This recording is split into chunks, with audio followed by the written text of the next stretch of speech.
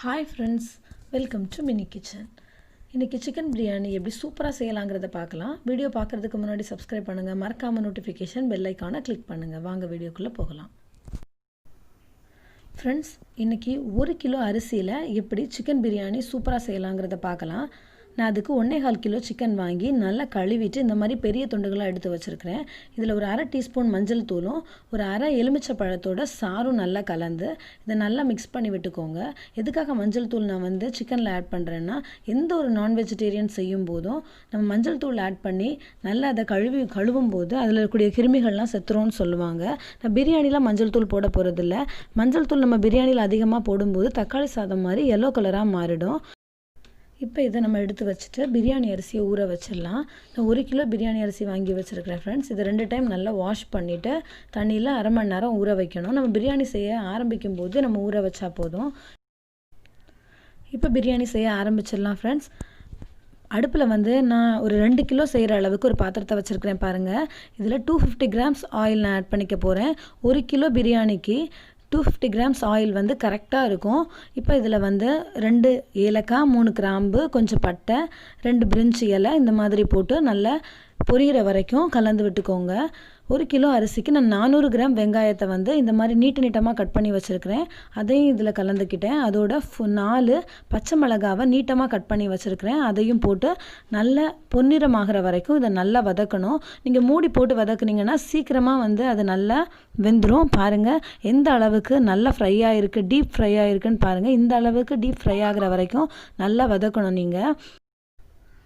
இந்த வெங்காயம் வந்து நல்லா வதங்கின பிறகு இந்த பிரியாணி வந்து நல்ல கலர்ஃபுல்லா இருக்கணும்ங்கிறதுக்காக சில்லி பவுடரை வந்து 3 டீஸ்பூன் அளவுக்கு நான் ஃபர்ஸ்ட்லயே ஆட் பண்ணிக்க போறேன். இந்த ஆயில்லே இது வதங்கும்போது இந்த பிரியாணி வந்து நல்ல கலர்ஃபுல்லா இருக்கும். நீங்க வந்து சிம்ல வச்சிட்டு இந்த சில்லி பவுடர் ஆட் பண்ணிக்கோங்க. சில்லி பவுடர் வந்து கரிஞ்சிர கூடாது. அதுக்காக நீங்க சிம்ல வச்சிட்டு இந்த சில்லி பவுடர் ஆட் பண்ணிக்கிட்டீங்க. இங்க பாருங்க எந்த அளவுக்கு நல்ல கலர்ஃபுல்லா இருக்குன்னு. இதுல வந்து நம்ம கொஞ்சமா கரம் மசாலா தூள் ஆட் பண்ணிக்க போறோம்.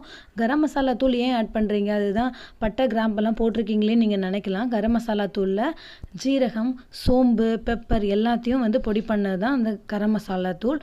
அதனால அதையும் நம்ம ஒரு 1/2 டீஸ்பூன் ஆட் பண்ணிக்கலாம். இதுல வந்து இஞ்சி பூண்டு விழுது ஒரு 50 கிராம் அளவுக்கு 50 கிராம் பூண்டு அளவும் 50 கிராம் இஞ்சியும் நல்லா தோல் செத்திட்டு நல்லா கழுவிட்டு இத வந்து நல்லா பேஸ்ட் பண்ணி வச்சிருக்கேன். அதையும் இதோட ஆட் பண்ணி அதோட பச்சை வாசனை போற வரைக்கும் நல்லா வதக்கிக்கோங்க. ஆயில் இல்லாத மாதிரி தான் இருக்கும். ஆனா உங்களுக்கு வந்து இந்த பிரியாணி செஞ்சு முடிக்கும்போது உங்களுக்கு கரெக்ட்டா ஆயில் இருக்கும். இப்போ வந்து பச்சையா வாசனைலாம் போயிட்டு நல்லா வதங்கிடுச்சு. இதுல வந்து ஒரு கை அளவுக்கு புதினா இலைகளையும் ஒரு கை அளவுக்கு மல்லி இலைகளையும் நம்ம தூவிட்டு இத நல்லா mix பண்ணி விட்டுக்கோங்க. லைட்டா வதங்கினா போதும். இப்போ இதுல வந்து 400 கிராம் அளவுக்கு தக்காளியை நான் கட் பண்ணி வச்சிருக்கேன். அதையும் ஆட் பண்ணி இத நல்லா வதக்க போறேன். இது நல்லா குழைய வேக வரைக்கும் நம்ம வதக்கிக்கலாம். மூடி போட்டு வதக்கணும்னா சீக்கிரமா வதங்கிடும். இப்போ பாருங்க மூடி போட்டு வதக்கிட்டேன். இது எந்த அளவுக்கு நல்லா குழைய வெந்திருக்குன்னு பாருங்க. தக்காளியும் வெங்காயமும் இந்த அளவுக்கு நல்லா குழைய வெந்தாதான் फ्रेंड्स பிரியாணி வந்து ரொம்ப டேஸ்டா இருக்கும். இந்த அளவுக்கு நல்லா குழைய வேக விட்ட பிறகு இதுல வந்து 200 கிராம்ஸ் அளவுக்கு தயிர் ஆட் பண்ணிக்கோங்க. 1 கிலோ பிரியாணி அரிசிக்கு 200 கிராம்ஸ் தயிர் வந்து கரெக்ட்டா இருக்கும். இத நல்லா கலந்து விட்டுட்டு நம்ம கழுவி வச்சிருக்கிற அந்த சிக்கன் துண்டுகளை வந்து நம்ம இதோட ஆட் பண்ணிக்க போறோம். இந்த சிக்கன் பீசஸ் எல்லாமே வந்து இந்த மசாலால நல்ல ஒரு 10 நிமிஷம் நல்லா வேகணும். உள்ள எல்லாமே இந்த மசாலா பிடிச்சு நல்லா வேகுற அளவுக்கு 10 நிமிஷம் நல்லா வதக்கிக்கோங்க. தண்ணி எதுவுமே ஆட் பண்ண வேண்டாம். இந்த மசாலால இருக்கக்கூடிய தண்ணியிலே இந்த சிக்கன் வந்து ஓரளவு நல்லா வெந்துரும் फ्रेंड्स. நீங்க தண்ணி எதுவும் ஊத்த தேவையில்ல. ஹை ஃப்ளேம்ல வைக்காம நார்மலான மீடியம் ஃப்ளேம்ல வச்சு ஒரு 10 நிமிஷம் நல்லா மூடி போட்டு வேக விட்டுடுங்க. இத இந்த மாதிரி நல்லா கலந்துட்டு வேக விடுங்க. இது நல்லா வெந்துரும் फ्रेंड्स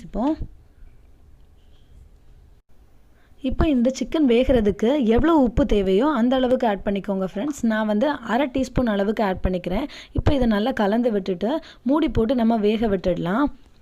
இப்படி வேக விடும்போது இந்த சிக்கன் துண்டுகள் எல்லாமே இந்த மசாலா பிடிச்சு நல்லா சூப்பரா வெந்திருக்கும். நல்லா சாஃப்ட்டாவும் அந்த மசாலா எல்லாமே உள்ள பிடிச்சு சிக்கன் பீசஸ் எல்லாமே அவ்வளோ சூப்பரா இருக்கும்.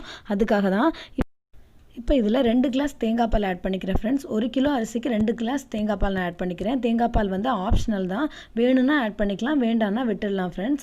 இப்போ இதுல வந்து நம்ம உப்பு ஆட் பண்ணிக்கலாம். ஆல்ரெடி நம்ம ஒரு அரை டீஸ்பூன் உப்பு ஆட் பண்ணிட்டோம். இப்போ 2 டீஸ்பூன்ஸ் ஆஃப் உப்பு நம்ம இதில் ஆட் பண்ணிக்க போகிறோம்.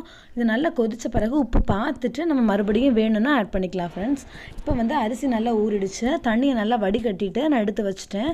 இப்போ பாருங்கள் தண்ணி நல்லா கொதிச்சு வருது. இப்போ இதில் நம்ம அரிசியை போட்டுடலாம். உப்பு எல்லாமே நான் டேஸ்ட் பார்த்துட்டேன் ஃப்ரெண்ட்ஸ், கரெக்டாக இருந்துச்சு. நீங்களும் அந்த உப்பு டேஸ்ட் பார்த்துக்கோங்க. நார்மலாக கரெக்டாக இருக்கிறத விடையும் கொஞ்சமாக அதிகமாக இருந்தால் போதும். நீங்கள் உப்பு ஃபஸ்ட்டே அதிகமாக போட்டிங்கன்னா எடுக்க முடியாது. அதனால் 2 டீஸ்பூன் போட்டுக்கோங்க. அதுக்கு மேலே வேணும்னா அப்புறமா கொதித்த பிறகு டேஸ்ட் பார்த்துட்டு போட்டுக்கோங்க ஃப்ரெண்ட்ஸ். இப்போ அரிசி இதில் ஆட் பண்ணி நல்லா கலந்து விட்டுக்கோங்க. ஒரு டைம் தான் கலந்து விடணும், ரொம்ப கலந்து விடாதீங்க, அரிசி வந்து உடஞ்சிரும். இப்போ வந்து மீடியம் ஃப்ளேமுக்கும் கொஞ்சம் அதிகமாக வச்சு நம்ம மூடி போட்டு வேக விட போகிறோம். ஒரு 5 நிமிஷம் வேகட்டும் ஃப்ரெண்ட்ஸ். இது இப்போ பாருங்கள் நல்லா வெந்து அரிசியெல்லாம் மேலே வந்துருச்சு. இந்த ஸ்டேஜ் வரும்போது நீங்கள் அடுப்பை வந்து சிம் பண்ணிவிட்டு அது மேலே மூடி போட்டுட்டு ஒரு பாத்திரத்தில் தண்ணி வச்சு நம்ம வச்சிடலாம். ஒரு 20 நிமிஷத்துக்கு நம்ம அப்படியே வச்சிட போகிறோம் ஃப்ரெண்ட்ஸ். இப்போ ஓப்பன் பண்ணி பார்க்கலாம்.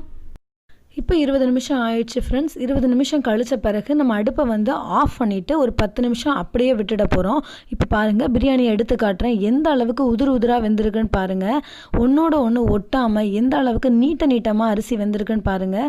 நல்லா அரிசியும் வெந்துருச்சு. ஒரு சொட்டு கூட தண்ணி இல்லாத அளவுக்கு சிக்கன் பீசஸும் எவ்வளோ சாஃப்டாக வெந்திருக்குன்னு பாருங்கள். இந்த மாதிரி நீங்களும் வீட்டில் ட்ரை பண்ணி பார்த்துட்டு உங்கள் கருத்துக்களை வந்து கமெண்ட்ஸ் பாக்ஸில் பதிவு பண்ணுங்கள். இந்த வீடியோ பிடிச்சிருந்துச்சுன்னா லைக் பண்ணி கமெண்ட் பண்ணி சப்ஸ்கிரைப் பண்ணுங்கள். தேங்க்ஸ் ஃபார் வாட்சிங்.